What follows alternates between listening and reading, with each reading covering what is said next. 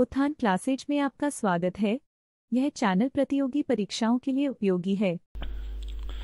नमस्कार साथियों, उत्थान क्लासेस में आप सभी का स्वागत है। आज जो मैं बताऊंगा कि जो हिंदी की बहुविकल्पीय प्रश्नों की श्रृंखला चल रही है, तो उसका जो टॉपिक है काल। पहला प्रश्न है आपके स्क्रीन पर, काल कितने प्रकार के होते हैं? विकल्प ये है 2, विकल्प बी है 3, विकल्प सी है 4, विकल्प डी है 5। तो करेक्ट आंसर हो जाएगा विकल्प बी यानी 3। काल 3 प्रकार के होते हैं, वर्तमान काल, भूतकाल तथा भविष्यत काल। प्रश्न संख्या 2 है, वर्तमान काल के भेद कितने हैं?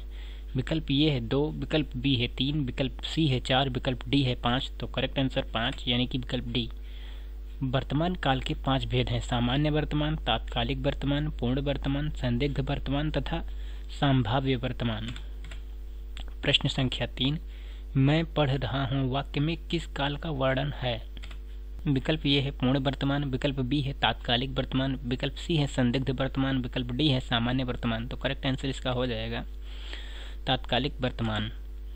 प्रस्तुत वाक्य में तात्कालिक वर्तमान का प्रयोग हो रहा है क्योंकि क्रिया वर्तमान काल में हो रही है।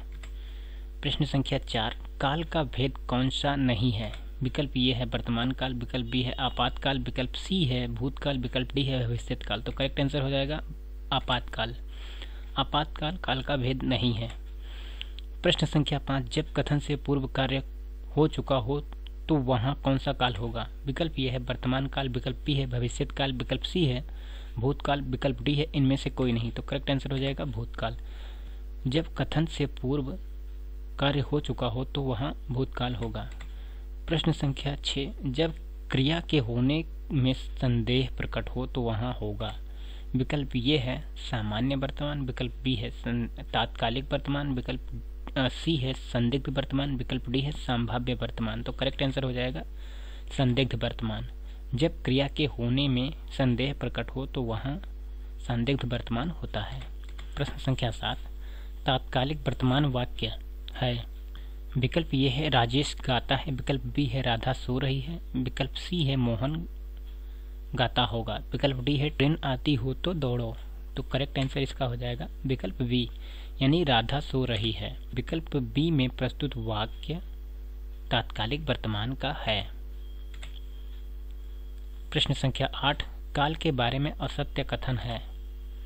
विकल्प ये है क्रिया के जिस रूप से कार्य के संपन्न होने के समय का बोध होता है उसे काल कहते हैं। विकल्प बी है क्रिया के जिस रूप से यह पता चलता है कि कोई कार्य किसी निश्चित समय पर संपन्न हो चुका है, भूतकाल कहलाता है।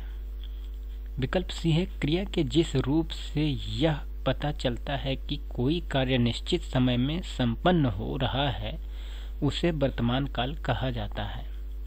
विकल्प डी है काल के 4 भेद होते हैं। तो इसका जो करेक्ट आंसर हो जाएगा विकल्प डी यानी कि विकल्प डी असत्य है। काल के केवल 3 ही भेद होते हैं और उन्होंने क्वेश्चन में असत्य कथन की पहचान के लिए ही बोला था। तो प्रश्न संख्या 9, जब क्रिया के भूतकाल होने का बोध हो किंतु समाप्ति का बोध न हो तो वहाँ होता है। विकल्प ये है पूर्ण भूत, विकल्प बी है अपूर्ण भूत, विकल्प सी है संदिग्ध भूत, विकल्प डी है सामान्य भूत। तो करेक्ट आंसर हो जाएगा अपूर्ण भूत। जब क्रिया के भूतकाल होने का बोध हो किंतु समाप्ति का बोध हो वहाँ हो तो वहाँ अपूर्ण भूत होता है। प्रश्न संख्या 10, भूतकाल के कितने भेद हैं? विकल्प ये है 3, विकल्प बी है 4, विकल्प सी है 5, विकल्प डी है 6। तो करेक्ट आंसर हो जाएगा 6।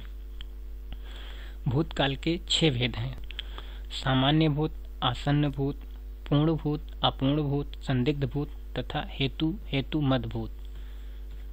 प्रश्न संख्या 11, भूतकाल का कौन सा भेद नहीं है? विकल्प ये है संभाव्य भविष्य, विकल्प बी है आसन्न भूत, विकल्प सी है पूर्ण भूत, विकल्प डी है अपूर्ण भूत। तो करेक्ट आंसर हो जाएगा विकल्प ये संभाव्य भविष्य। भूतकाल का भेद संभाव्य भविष्य नहीं है बल्कि भविष्यत काल का भेद है ये। अपना बहुमूल्य समय देने के लिए बहुत बहुत धन्यवाद।